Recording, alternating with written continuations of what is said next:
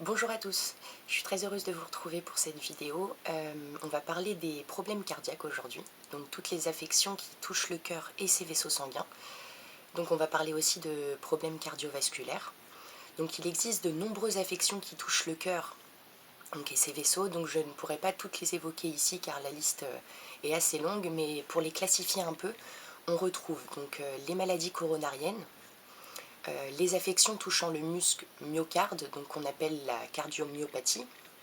Il y a les affections qui touchent les valves cardiaques, les vulves. Donc qui sont les structures, les valves cardiaques, ce sont des structures qui séparent en fait les différentes cavités cardiaques. Donc ensuite on retrouve tous les troubles du rythme cardiaque, donc les arythmies. On a aussi les maladies inflammatoires du cœur, donc il y a tous les problèmes d'hypertension et de maladies vasculaires, et on a aussi les insuffisances cardiaques. Les plantes agissent sur différents aspects, donc comme la circulation sanguine, la pression artérielle, l'inflammation, la protection des artères, le stress oxydatif, la régulation du rythme cardiaque, la fluidification du sang et la prévention des caillots. Donc fort heureusement, la nature nous a doté d'un grand nombre de plantes qui permettent de soigner les affections liées au cœur. Donc voici quelques-unes d'entre elles. La première plante est le coléus qui est originaire d'Inde, donc elle se multiplie par bouturage ou par division des racines au printemps ou en été. Donc les racines et les feuilles, elles se récoltent en automne.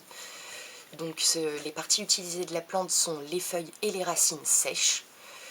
La plante, elle est constituée principalement d'huile essentielle et de diterpènes, dont la forscoline, ce qui doit son nom latin. Donc attention à bien avoir un avis médical pour utiliser cette plante, surtout en cas de problème circulatoire ou de glaucome.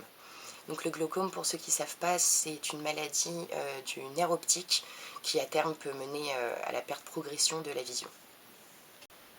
Alors le coléus, c'est un tonique cardiaque et circulatoire majeur, donc il est surtout utilisé en cas d'insuffisance cardiaque et de faiblesse coronarienne.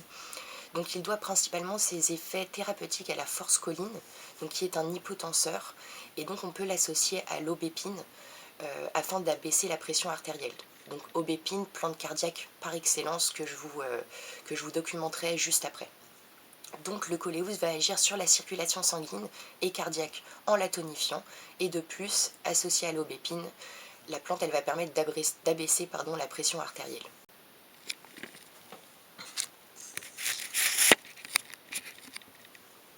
Alors l'aubépine, elle provient des régions tempérées de l'hémisphère nord.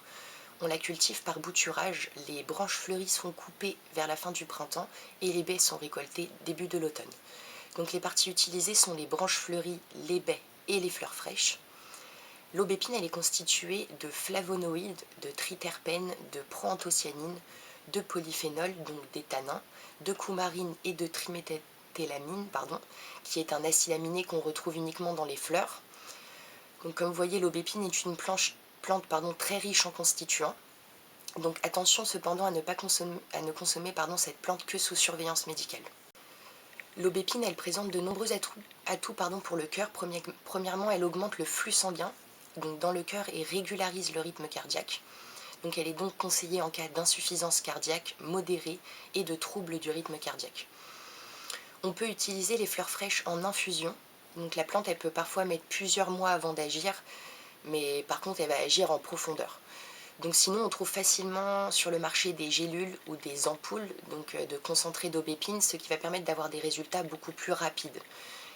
Voilà. Mais donc ne jamais oublier que le traitement des maladies par les plantes met beaucoup plus de temps que les médicaments. Cependant, elles permettent de respecter l'équilibre et le fonctionnement du corps. Alors la deuxième plante, qui est un arbre, elle s'appelle le badamier, donc on retrouve dans tout le sous-continent indien et surtout au Sri Lanka. C'est un arbre qui se cultive par semis. Seule l'écorce séchée est utilisée à des fins médicinales et elle se prélève à la fin de l'hiver. Alors l'arbre il est constitué de tanins, de saponine triterpénique, de flavonoïdes et de phytostérol. Comme je l'avais dit dans des précédentes vidéos, pour les constituants, je vous invite à vous renseigner car on les retrouve dans beaucoup de plantes et en connaissant leur rôle et leur importance, vous pourrez ensuite déduire les effets thérapeutiques d'une plante juste en connaissant ses constituants. Par exemple, on sait que les tanins ont des propriétés astringentes, antioxydantes et anti-inflammatoires. Voilà. Alors, le badamier, c'est un stimulant cardiaque, donc il traite l'insuffisance cardiaque. Il permet de réduire le cholestérol, de stimuler le cœur, ce qui permet d'améliorer la circulation sanguine, et donc cela lui confère un rôle préventif dans les pathologies du cœur en général. Voilà. Donc attention à n'utiliser le badamier que sous surveillance médicale. Alors ensuite, c'est l'ilang-ilang qui est un arbre aussi, qui vient d'Indonésie et de Philippines. Donc on utilise ses fleurs et l'huile essentielle. L'huile essentielle, elle est constituée de 10 à 30% de linalol. On a ensuite du safrole, de l'eugénol, du géraniol et des sesquiterpènes, dont 15 à 25% de gémacrène.